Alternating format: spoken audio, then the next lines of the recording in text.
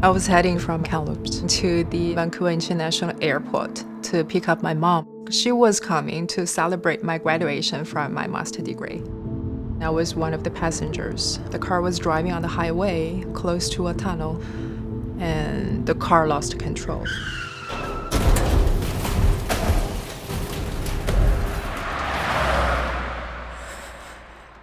I never ever lost my conscious. My body was curled there. I feel so scared. I try to move my legs. I cannot. You can imagine a car flipping 3-4 times and then a prolonged extraction. They identified right away that she wasn't moving her legs and that she had a spine fracture and a spinal cord injury. We accept a lot of transfers from around the province. Probably 60% of the patients that we care for in the spine service come from outside of the Vancouver Coastal Health catchment area. When I arrived at VGH, I keep asking that who will going to pick up my mom. They successfully locate my mom and brought her to me. I was meeting together with her. I told her that, don't be worried, I was taken very good care of. She was worried, she cried.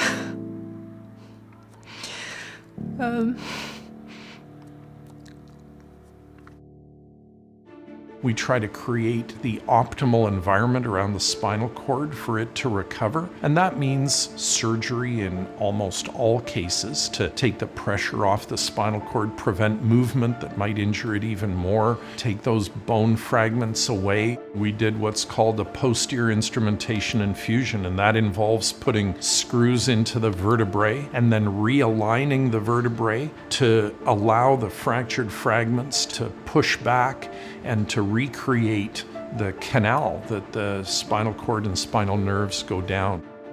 I remember waking up from the surgery. I tried to move, but still there is no feeling in my lower body.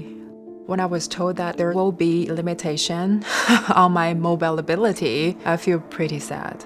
I think that my life was changing. It's heading to some direction out of my control. When I did my initial assessment of her, I was hopeful that she would get some nerve recovery, given that she was very early after her injury, but you never really know how much recovery someone will get.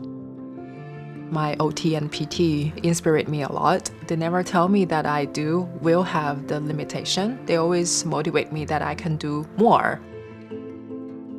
She was here at GF Strong working with me for 2 months. As time went on and we worked together, we worked on her strengthening. She worked really hard during her therapy.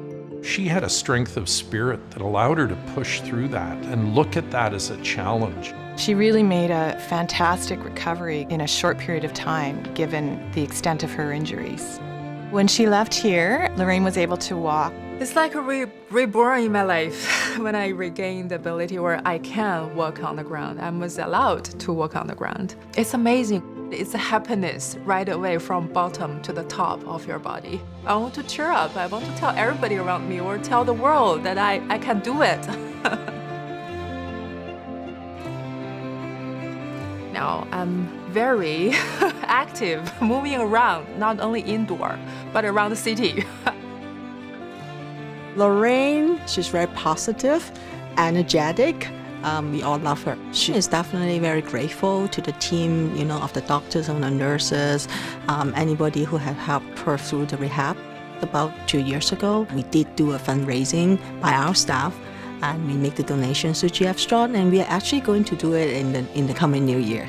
Philanthropy and donations make a huge difference to the kind of work we do, the safety of the work we do, the quality of the work we do. I feel more appreciated what I gain from them, and I right now want to pay back. I donate every year right now. Donation is very important. Thank you for transforming healthcare in BC. Thank you for helping us save lives. 感谢您慷慨捐助 VGH 和 UBC 医院基金会。